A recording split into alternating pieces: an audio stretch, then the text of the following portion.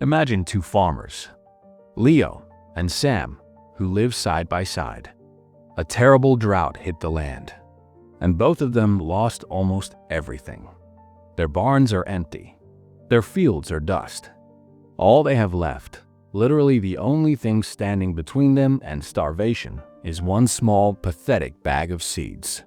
One small, pathetic bag of seeds worth $100. Leo looks at his small bag of seeds and he feels disgusted. He feels angry. He thinks, this is it? This is all I have? This handful of seeds isn't enough to feed my family for a week, let alone a year. He's trapped in the scarcity trap. Leo is focused on what the seeds are worth right now. So, out of desperation and impatience, Leo walks out to the driest, rockiest part of his field. He thinks, I need a miracle. I need these seeds to explode into a massive harvest by next week.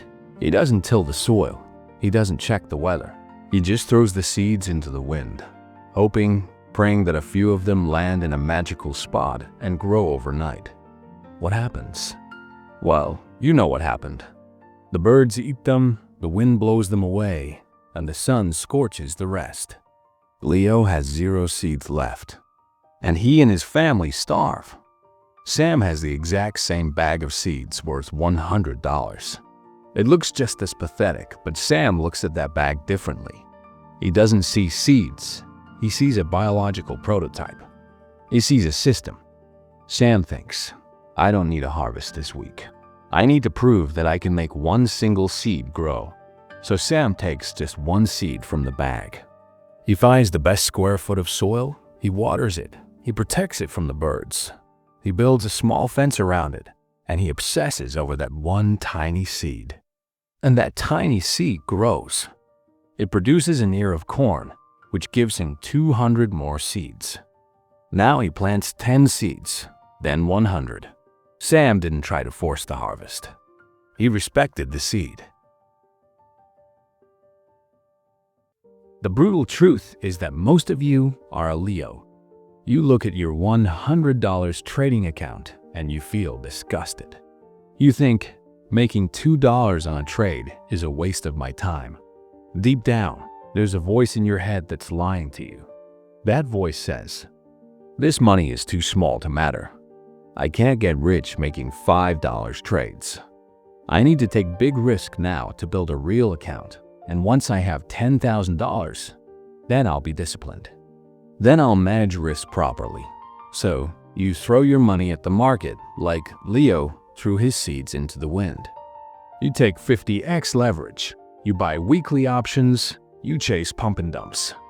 You're trying to force a harvest because you don't respect the seed. I need you to listen to me very carefully. That voice is the reason you will fail. That voice is the reason you've probably blown up many accounts already. The biggest lie in trading is that money will magically change your mindset. But no, it won't. Money only magnifies your mindset. If you're a gambler with $100, you will be a bankrupt gambler with $100,000.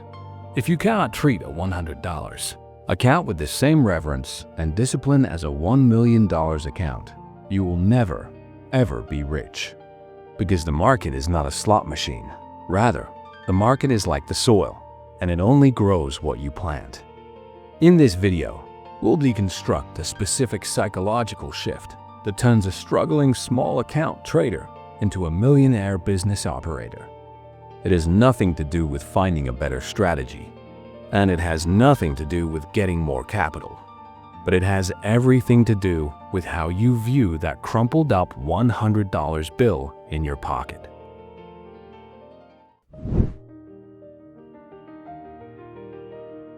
Why is this so hard?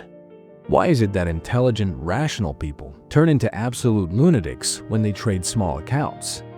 The answer comes down to a psychological glitch called value perception error. When we trade, our brains are wired to seek dopamine. And in the modern world, $10 or $20 doesn't buy you much dopamine. It barely even buys you lunch. So, when you take a disciplined trade on a small account and you execute it perfectly, when you look at your P&L and see plus $4.50, your brain feels cheated.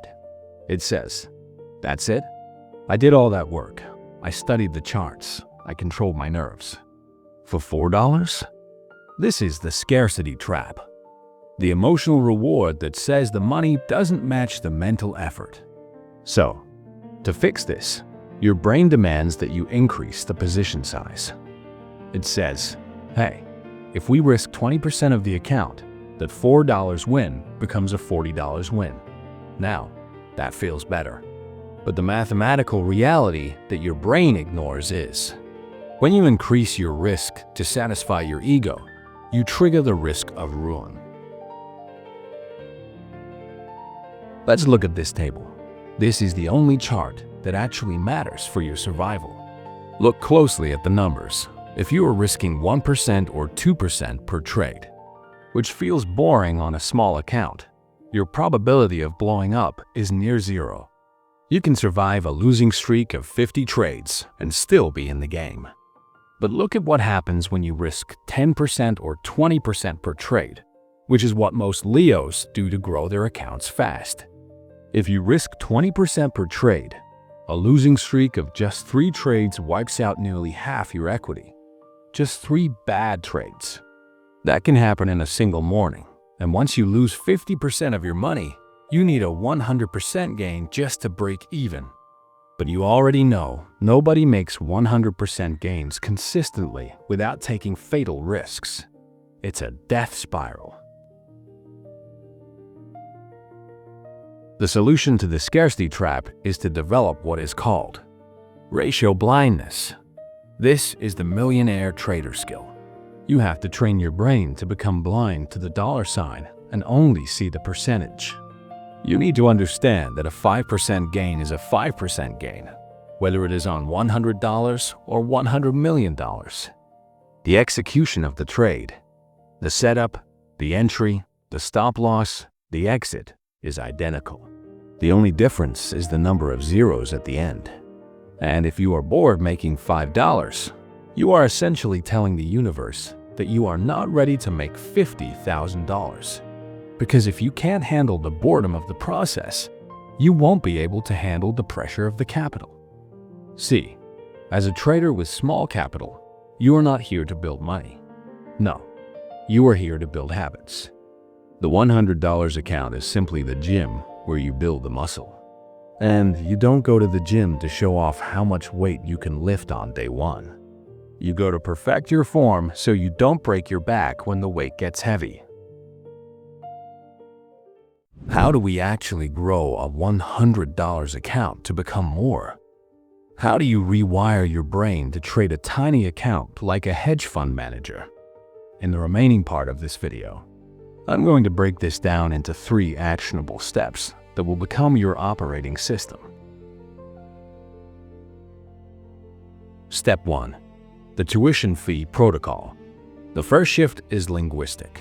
We need to change the words you use. And one of them is to stop using the word loss. When you lose money on a trade, of course, you'll feel bad. You feel like you failed. You feel like the market stole from you. But I want you to rename those losses to tuition. Think about it. If you want to be a doctor, you pay $200,000 to a university. You don't call that a loss.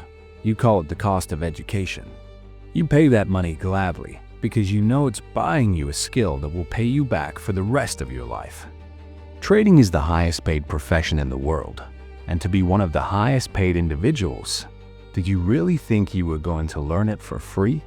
Did you think you could just download an app and bypass the tuition? No. The market will charge you tuition, and the only choice you have is how much tuition you pay.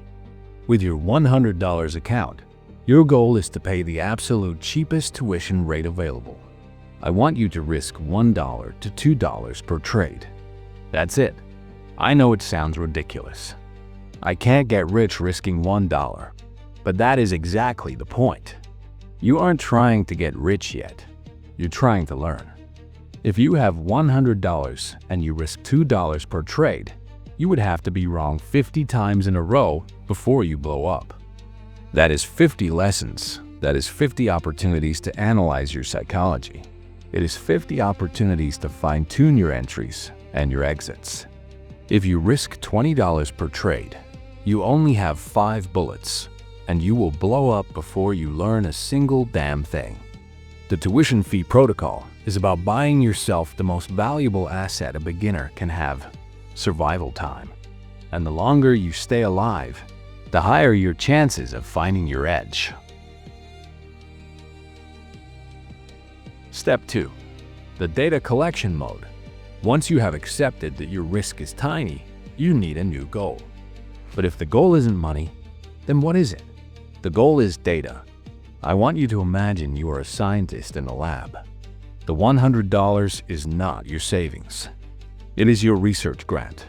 Your job now is to conduct experiments to prove that your trading strategy has a positive expectancy.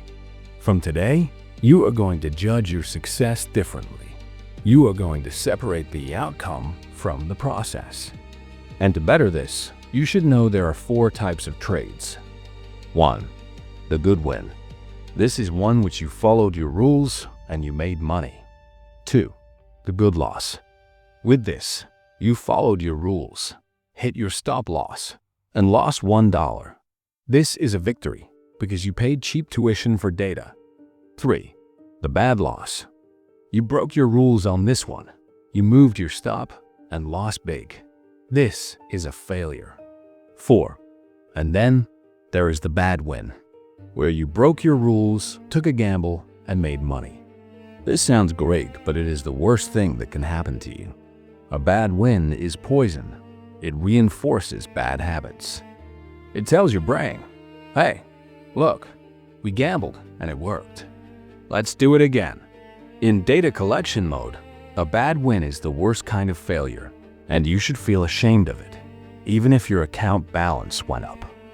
You need to keep a journal, not just a list of numbers, but a forensic analysis of your behavior. It should track your emotional state, your setup quality, and your mistakes. Your $100 account is the place where you build this database. With it, you are building the code of your trading algorithm. And if you can execute 100 trades with perfect discipline on a $100 account, you have something more valuable than money. You have proof of competence. Step 3. The earn deposit rule. This is the final step, and it is the bridge to wealth. Most people scale up the wrong way. They lose $100, they get angry, and then deposit $500 to make it back, and they lose it. They then deposit $1,000 again. They are feeding the fire. They are giving more ammo to a soldier who doesn't know how to shoot. You need to institute the earn deposit rule. Make a contract with yourself. Write it down on a piece of paper and tape it to your monitor. The contract says, I am not allowed to deposit a single dollar of fresh capital until I have grown this account by 20% while maintaining a 95% discipline score. You have to earn the right to trade bigger size. Think of it like a video game.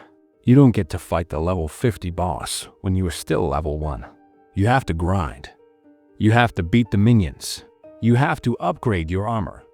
If you can't beat the level 1 market with $100, the level 50 market with $10,000 will eat you alive. And the magic in all of this is that once you do achieve that 20% gain with perfect discipline, you have unlocked the next level. Now, you can add $500. And guess what? You don't change your strategy. You don't change your risk percentage. You just do the same boring thing you did with the $100. But now the numbers are slightly bigger. What this does is, it removes the fear, and you aren't taking a risk with the new money.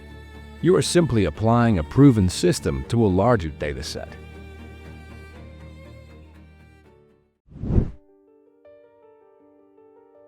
But wait, I hear you saying, this sounds so slow. Risking $1? Earning the right to deposit? It will take me 10 years to become a millionaire. No, it won't. And this is where the magic of the J-curve comes in. Human beings are terrible at understanding exponential growth. We think linearly, we think 1, 2, 3, 4, 5. But wealth creation is geometric. It goes 1, 2, 4, 8, 16, 32. Look at this graph. This is the compounding curve. See that long, flat, boring line at the beginning? That is you trading your $100 account. That is you risking $1. That is you building the habits, paying the tuition, and collecting the data. It feels like nothing is happening. It feels like you are wasting your time, but you aren't. You are simply building the foundation. Most traders quit during the flat line because they get bored. They gamble, they blow up, and they have to reset to zero, spending 10 years stuck in the flat line because they keep resetting. But if you stick to the farmer mindset, if you protect that seed, eventually you hit the curve. And once you have the skill, scaling capital is the easy part. There are prop firms today that will give you $100,000, $200,000, even $500,000 in funding if you can prove you are disciplined. Money is everywhere. Capital is cheap. The discipline is rare. But if you master the skill of managing $100 with zero emotion, finding the money to trade will never be your problem. Investors will beg you to take their money. Prop firms will throw accounts at you. So, let's go back to Leo and Sam. Leo is still out there, throwing his seeds into the wind, looking for a lottery ticket, constantly broke, constantly blaming the weather. Sam is boring. Sam is methodical. But Sam owns the farm. Your $100 account is not a lottery ticket. It is a biological prototype. It is the architectural model of your future empire. If you treat it like a toy, it will break like a toy. But if you treat it like a business, it will pay you like a business. So here's my challenge to you for the next 30 days. Forget about making money. Forget about the Lambo. Forget about getting rich quick. Commit to the $100 Mastery Challenge. Risk $1 per trade. Track every single emotion. Don't deposit a penny until you earn it. Build the habit. And if you are certain that you are done being Leo and you are ready to be Sam, this recommended video will greatly help you. See you in the next video. Now, go plant your seeds.